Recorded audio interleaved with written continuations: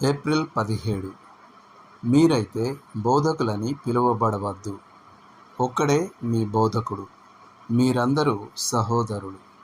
మరియు భూమి మీద ఎవరినైనాను తండ్రి అని పిలువవద్దు, ఒక్కడే మీ తండ్రి, ఆయన పరలోకమందున్నాడు. మరియు మీరు గురువులని పిలువబడవద్దు, క్రీస్తు ఒక్కడే మీ గురువు. మత్తయి సువార్త 23వ అధ్యాయము 8 నుండి 10 వరకు. అహానికి ఆజ్యం పోసి త్రిత్వం యొక్క స్థానంలో మనల్ని మనం ఉంచుకునే రీతిగా ఘనంగా ధ్వనించే బిరుదుల విషయంలో జాగ్రత్తగా ఉండమని ప్రభు అయిన యేసు తన శిష్యులను హెచ్చరించాడు. దేవుడు మన తండ్రి, క్రీస్తు మన గురువు, యజమాని, పరిశుద్ధాత్మ మన బోధకుడు. సంఘములో ఈ బిరుదులను మనకు మనమే ఆపాదించుకొనకూడదు. అయితే లోకంలో మనకు భూ సంబంధమైన తండ్రి ఉంటాడు, మన పనిలో మనకు ఒక యజమాని ఉంటాడు, మరియు పాఠశాలలో మనకు ఉపాధ్యాయులు ఉంటారు. కానీ ఆత్మీయ రంగంలో దైవత్వంలోని ముగ్గురు ఈ పాత్రలను నిర్వహిస్తారు, మరియు ఆ విధంగా వారు ప్రత్యేకంగా గౌరవించబడాలి. దేవుడు జీవదాత అనే అర్థంలో మన తండ్రి క్రీస్తు ఆయనకు చెందిన వారం, మరియు ఆయన నిర్దేశానికి లోబడి ఉంటాం. పరిశుద్ధాత్మ మన బోధకుడు, ఎందుకంటే ఆయన లేఖన గ్రంథకర్త మరియు వ్యాఖ్యాత. మన బోధన అంతా ఆయన చేత నడిపించబడాలి.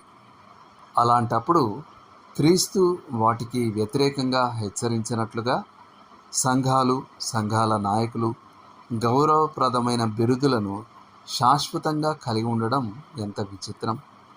యాజకులు మరియు పరిచారకులు ఇప్పటికీ తండ్రి అని మరియు గురువు అని పిలువబడుతున్నారు, మరియు కొన్నిసార్లు డోమిని అని కూడా సూచించబడతారు.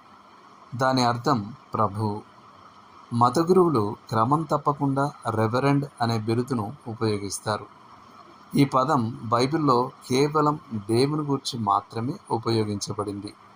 కీర్తనలు 111, 9వ వచనం చూడండి. ఆయన నామము పరిశుద్ధమైనదియు పూజ్యమైనదియునై ఉన్నది.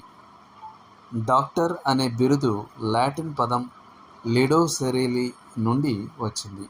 దాని అర్థం బోధించడం. కాబట్టి డాక్టర్ అంటే బోధకుడు. ఆ పట్టా సంపాదించినదైనా లేదా గౌరవప్రదమైనదైనా తరచుగా క్రైస్తవ విశ్వాసానికి ఒక రుజువుగా కాకుండా అవిశ్వాసమనే మహమ్మారి రోగశాల వంటి సంస్థ నుండి వస్తుంది.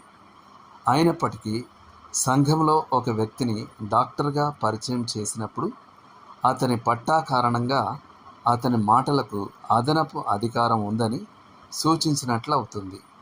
అది వాస్తవానికి పూర్తిగా నిరాధారమైనది. పరిశుద్ధాత్మతో నింపబడిన ఒక గూనివాడైన చెత్త సేకరించేవాడు దేవుని వాక్కును పలికే వ్యక్తిగా మరింత సత్యంగా మాట్లాడవచ్చు. లౌకిక ప్రపంచం అని పిలువబడే దానిలో బిరుదులకు ఒక స్థానం ఉంది. ఆ రంగంలో వర్తించే సూత్రం ఎవనికి ఏది చెల్లింపవలనో అది వానికి చెల్లించుడి, ఎవనికి ఘనత చెల్లింపవలనో వానికి ఘనత చెల్లించుడి.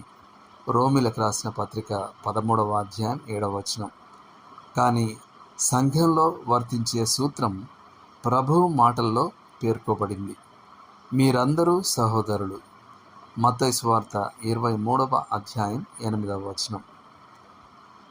దేవుడు మిమ్మును దీవించునుగాక. ఆమేన్.